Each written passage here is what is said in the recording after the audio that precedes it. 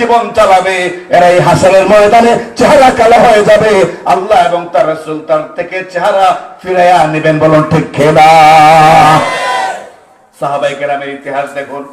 সময় আমার কম, আর মাত্র আমার কাছে 10 মিনিট সময় আছে। মুহতারাম হাজিরিন, সাহাবায়ে কেরামের অবস্থা দেখেন।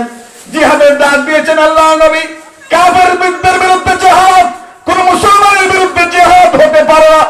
কাফেরদের বিরুদ্ধে জিহাদ আল্লাহর নবী আহ্বান করেছেন। কার ঘরে কে আছে একটু নিয়ে আসো।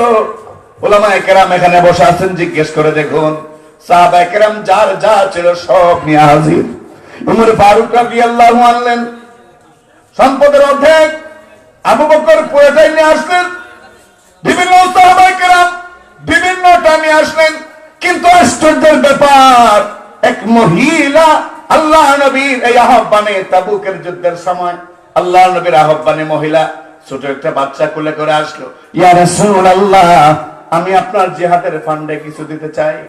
সাহাবায়ে কেরাম ভাবছিলেন এই মহিলা মনে হয় ভিক্ষুক, নবীজির কাছে হাত পাততে আইছে। সাহাবায়ে কেরাম বিরক্ত হয়ে বললেন, তুমি আর সময় পাইছো না, এখন আল্লাহ নবী নিজে হাত পাততেছেন আল্লাহ রাস্তায় জিহাদের ফান্ডে, সাহাবায়ে কেরামের কাছে তুমি আবার আইছো এখানে। ওই মহিলা বলে, ও মুসলমানেরা, ও মুজাহিদেরা, ভুল বুঝছো না, আমি আসলে ভিক্ষার জন্য আসি নাই, নবীজির কাছে কিছু চাওয়ার জন্য আসি নাই, আমি বরং এসেছি নবীজির জিহাদের ফান্ডে কিছু দেওয়ার জন্য এসেছি।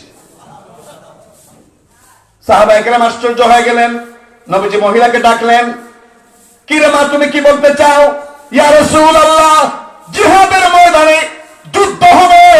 সাহাবায়ে কেরামকে জোর করে বক্তব্য দিয়েছেন, আর আপনি বলেছেন অভাবের সময়, মদিনা অভাব চলছে, তাবুকের যুদ্ধ হবে, তোমরা যে যা পারো দাও, আমি পয়গম্বর হইয়া বলতেছি তোমাদের জান্নাতের গ্যারান্টি আমি গ্রহণ করব।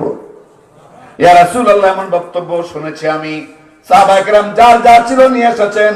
আমার তো ঘরে কিছুই নাই, ও গো আল্লাহর নবী, আমি একজন বিধবা নারী, আমার ঘরে কিছুই নাই, খাওয়ার মতো কোনো আসবাবও নাই। কিন্তু আপনার এই বয়ান শুনে আমি উদ্বুদ্ধ হইয়া বাড়িতে গেলাম, বহু চেষ্টা করলাম, একটা সুতাও যে আমি আইনা দেব তারও কোনো ব্যবস্থা নাই। ইয়া রাসূলুল্লাহ, নিরাশ মনে তখন ফিরছিলাম আপনার দিকে, হঠাৎ করে আমার স্বামীর একটা ওসিয়ত মনে পড়ে গেছে। আমার স্বামী, তিনিও শাহাদাত বরণ করেছেন যুদ্ধের ময়দানে।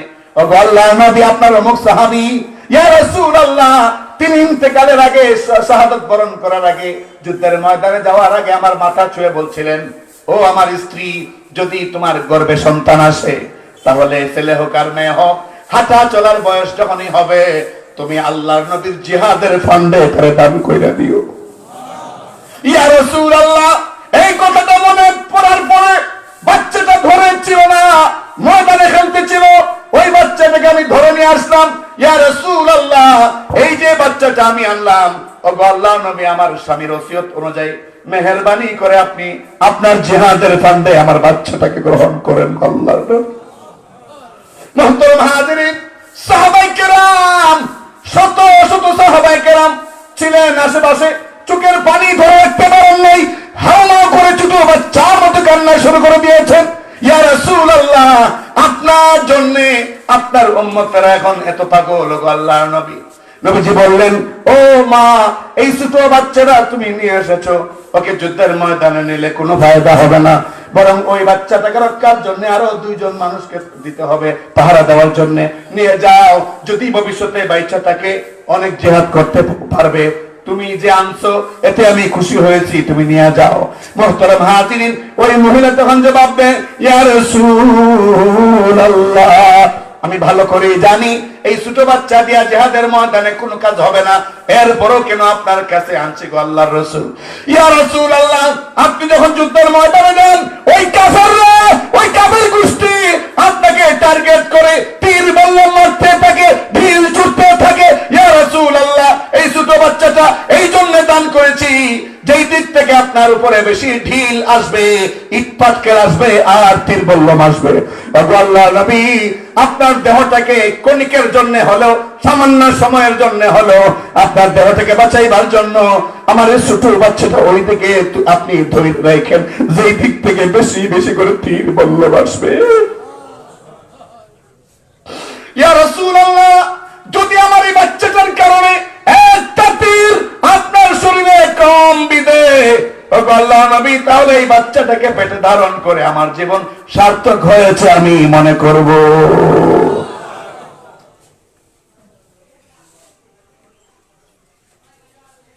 রোমান গোয়েন্দারা ছিল সেখানে, এরা চলে গেল রুমে গিয়ে সম্রাটকে বললো, কার সঙ্গে জেহাদ করতে চাও মিয়া? যেই জাতি নিজের বাচ্চা পর্যন্ত জেহাদের ফান্ডে দান করে দেয়, যেই জাতি নিজের বাচ্চাকে জেহাদের ফান্ডে দান করে দিতে প্রস্তুত, ওই জাতির সঙ্গে আর যাই কেউ জেহাদ করে কুলাইতে পারবা না। সেই জাতিরই তো আমরা বংশধর, সেই জাতিরই তো আমরা বংশধর। আমরা বাতিলের সামনে নম করি, ইমামতি ঠিক রাখবার জন্য, মাদ্রাসার মুহতামিমগিরি ঠিক রাখবার জন্য, শাইখুল হাদিসগিরি ঠিক রাখবার জন্য, নাস্তিকদের বিরুদ্ধে, মুরতাদদের বিরুদ্ধে যখন আন্দোলন হয়, অনেককেই তখন পাওয়া যায় না। ভালো করে মনে রাখবেন, কিয়ামতের দিন আল্লাহর সামনে আল্লাহর কাঠ করে দাঁড়াইয়া পাই পাই করে হিসাব দিতে হবে। ওই দিন কারো নজর সেদিন এড়ানো সম্ভব না। মুহতারাম হাজির, কি ছিল এদের মধ্যে জিহাদের জজবা? ওই জজবাটা যদি একটা বার আমাদের মধ্যে আমরা নিয়ে আসতে পারতাম, তাহলে গার মটকায় তোর হাত ভাঙতো, একটা নাস্তিক মোরতাদ থাকতো না, সবগুলি 18 কোটি মানুষ ভেঙে চুরমার করে দিত। ওই স্পিড আমাদের মধ্যে নেই। একটা ছোট্ট উদাহরণ দেই, বয়ান শেষ। মুহতারাম হাজিরিন, বদরের যুদ্ধ আপনারা জানেন, ইসলামের প্রথম যুদ্ধ, জানেন না? প্রথম যুদ্ধ, নাস্তিকদের সংখ্যা 3 গুণ বেশি, 1000, মুসলমানরা মাত্র 313 জন। তো রাসূল সাল্লাল্লাহু আলাইহি ওয়াসাল্লাম যখন মুজাহিদদেরকে প্রস্তুত করতেন, একটা মাপকাঠি ছিল, নবীজির হাতে একটা ছড়ি ছিল, ছড়ি কাঠি, এটা দিয়ে তিনি বডি মাপতেন যুদ্ধের জন্য। কারণ যুদ্ধের মাপে যে কোনো লোক এই পারবে না। এই যদি 26 ইঞ্চি হয়, 28 ইঞ্চি হয়, এগুলো যুদ্ধের মধ্যে কি করবো? শত্রুর পায়ের মধ্যে শেষ হয়ে যাবে। এজন্য যুদ্ধের মাঠে বডির রাসূল কি করতেন, তারপরে তার চলাফেরায় সব ফলো করে সৈন্য তৈরি করা হতো। বদরের যুদ্ধের আগে নবী পাক সাল্লাল্লাহু আলাইহি ওয়াসাল্লাম মদিনায় যোদ্ধাদের, মুজাহিদদের লম্বা লাইন দাঁড় করাইছেন। হঠাৎ করে দেখেন লাইনের মাঝখানে, 2 লাইনের মাঝখানে 2টা ছোট ছোট বাচ্চা, কোনটার 8 বছর, কোনটার 11 বছর, 8 বছর 11 বছর, এক রাওয়ায়াতে আর রাওয়ায়াতে ভিন্নতা আছে। তো এই 8 বছর 11 বছরের 2 বাচ্চা পরস্পরের 2 ভাই দাঁড়াইছে যুদ্ধের মাঠে, যেন মুজাহিদদের সঙ্গে যাইতে পারে। দাঁড়াইবার সময় বুদ্ধি করে পায়ের বৃদ্ধাঙ্গুলির উপর ভর করে দাঁড়াইছে, যাতে উঁচা দেখা যায়। আর আস্তে কম, সুবহানাল্লাহ। কেউ শুনলে কি জানি সমস্যা হয়। জোরে বলেন সুবহানাল্লাহ, বলেন উচ্চ আওয়াজের বাঘের মতো গর্জন দিয়ে বলেন আল্লাহু আকবার, বলেন আল্লাহু আকবার। নবীজি বললেন, কি রে তোরা এইভাবে পায়ের উপর ভর দিয়ে দাঁড়াইছিস, ঘটনা কি? কই ইয়া রাসূলুল্লাহ, দাঁড়াইছি একটু লম্বা নিয়ে হইতে পারি, আপনি তো ছোট এবং খাটো হওয়ার কারণে নেবেন না। নবীজি বললেন, তোদেরকে কেমনে নেব? দাঁড়া, এই সর, লাইন থেকে সর, তোদেরকে নিয়ে লাভ হবে কি? তোরা না তোর বাড়ি চালাতে পারবি না, টিকে থাকতে পারবি, আর সমস্যা করবি। তখন এই ছোট বাচ্চাটা কই, ইয়া রাসূলুল্লাহ, আপনি সরলে, আপনি বললে তো সরতে আমরা বাধ্য, কারণ পয়গম্বরের কথা শোনা ওয়াজিব, আমরা সরব, কিন্তু মেহেরবানি করে একটু বক্তব্য আমার শোনেন। সুবহানাল্লাহ বলবেন না? নবীজি বলেন, বলো। ওগো আল্লাহর নবী, আমরা গিয়েছি কিছুক্ষণ আগে ঘরে, গিয়ে দেখি মায়ের চোখে পানি। ও মা, তুমি কাঁদো কেন? মা বললেন, ও কলজা ছেঁড়া ধনেরা, শোনো, মক্কা থেকে যে বেয়াদব আমার রাসূলকে মদিনায় পাঠাইছে, ওই বেয়াদব নাকি বদরের ময়দানে আমার রাসূলের সঙ্গে যুদ্ধ করবে, রাসূলকে পরাস্ত করবে।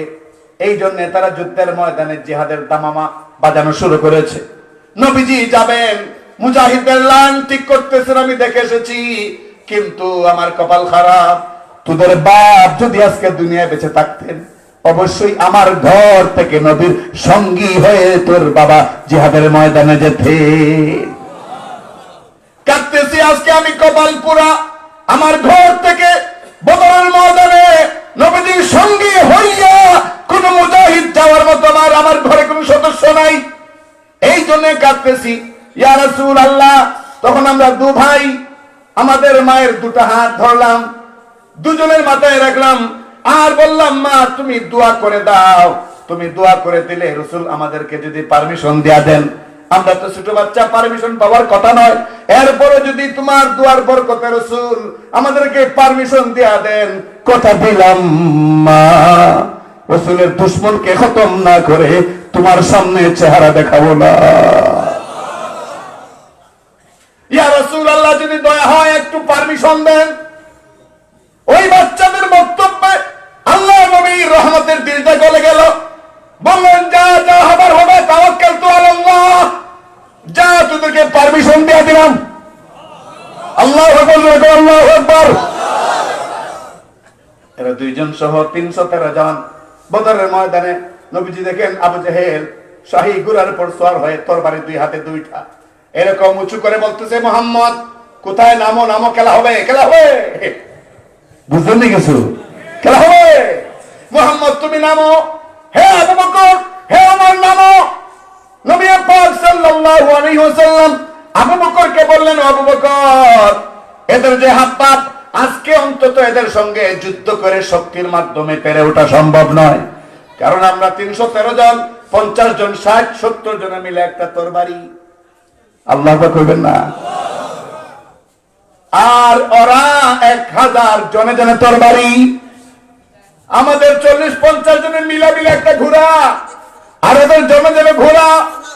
শক্তিমত্তার মাধ্যমে পেরে ওঠা সম্ভব নয় যদি আল্লাহর মদদ না হয়। বলুন ঠিক কিনা? ও আবু বকর, আসো দেখি সাজদায় পড়ে যাই। বদরের ময়দানে একটু উঁচু জায়গা, কিছু বালু বেশি, ওইখানে গিয়ে আল্লাহ নবী সাজদায় পড়ে গেলেন। সাজদায় পড়ে বলেন, আল্লাহ, মদিনায় যারা প্রাপ্তবয়স্ক ছিল সব লই আইছি, মুসলমানের সংখ্যা এমনি কম, সব নিয়ে আইছি, শুধু নারীরা ছাড়া, শিশুরা ছাড়া আর কেউ নাই মদিনায়। ও আল্লাহ নবী, আজকে যদি মুসলমান খতম হইয়া যায়, তাহলে তোমার নাম নেওয়ার মতো কোনো লোক থাকবে না। আল্লাহ তুমি মেহেরবানি করে আমাদেরকে নুসরত দাও, মদদ দাও। মুহতারাম হাজিরিন, সাথে সাথে জিবরাইলের আগমন। আল্লাহু আকবার বলেন। জিবরাইল এসে বললেন, ইয়া রাসূলুল্লাহ, চিন্তার কোনো কারণ নাই, আপনি 313 জনের সেনাপতি হতে পারেন, কিন্তু চিন্তা করবেন না, টেনশন করবেন না। ওগো আল্লাহর নবী, আপনাকে মদদ করবার জন্য আসমান থেকে 5000, কিতাবুল মাগাজি বুখারী riwayate আছে, 5000 সৈন্য ফেরেশতা আল্লাহ বদরের ময়দানে কিছুক্ষণের মধ্যেই প্রেরণ করতেছে। আজানটা শেষ হোক, বসবেন নি সবাই? বসবেন নি? একজন মানুষ উঠবেন না কিন্তু।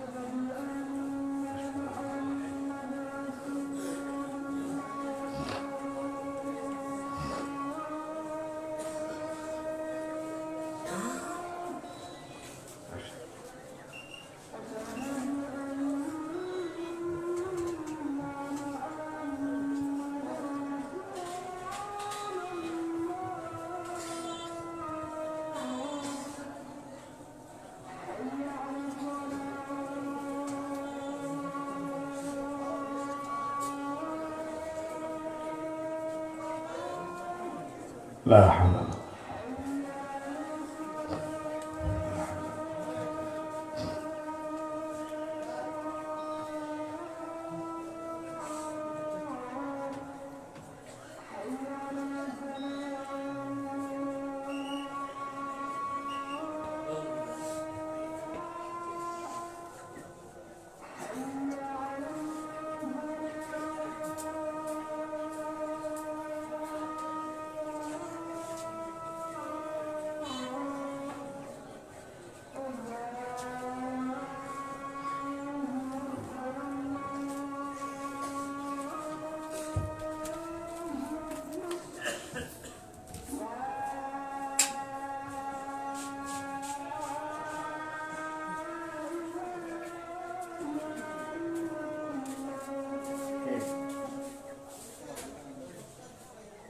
ইয়া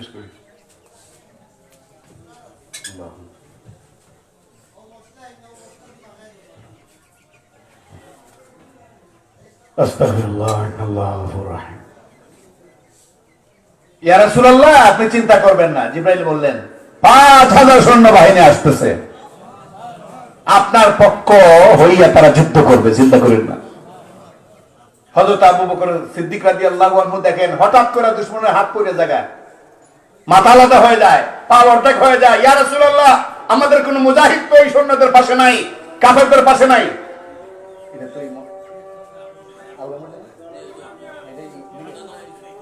আচ্ছা আচ্ছা আচ্ছা, ইয়া রাসূলুল্লাহ, আমাদের কোনো মুজাহিদ নাই, সৈন্য নাই, তারপরও হাত পড়ে যায়, মাথা আলাদা হয়ে যায়। নবীজি বললেন, আবু বকর, আমরা শুধু একা না, এখন 5000 সহ যুদ্ধ চলতেছে। সুবহানাল্লাহ বলেন, সুবহানাল্লাহ বলেন। এই দিকে ছোট দুই বাচ্চা মাআদ আর মুআওয়াজ কিছুক্ষণ পর পর বয়স্ক সাহাবীদের পাশে গিয়া দাঁড়ায় আর কয়, চাচা আবু জেহেল কোনটা? আল্লাহু আকবার, জোরে বলেন আল্লাহু আকবার। আবু জেহেল কোনটা? সাহাবায়ে কেরাম বলেন, আবু জেহেলের নাম তোমরা নেও কেন? সে তো দক্ষ সেনাপতি, খবরদার তার কাছেও যাইবা না। ছোট রাখো যদি আজকে পাই, কারণ মুসলমানের পোলা নাগা মরিচের চাইতেও আরো ঝাল বেশি, ইমানের ঝাল। মুসলমান ঠিক কিনা? মুহতারাম হাজিরিন, ঘুরতে ঘুরতে হঠাৎ করে দেখা যায় আবু জাহাল শাহী ঘোড়ার উপর সওয়ার হয়ে হাতে দুইটা তরবারি নিয়ে আল্লাহ নবীর সঙ্গে বেয়াদবিমূলক সম্বোধন করে বলতেছে, হে মুহাম্মদ, তোমার মা তোমাকে কতটুকু দুধ পান করিয়েছে, আর আমার মা আজকে আমাকে কতটুকু দুধ পান করিয়েছে, আজকে খেলা হবে?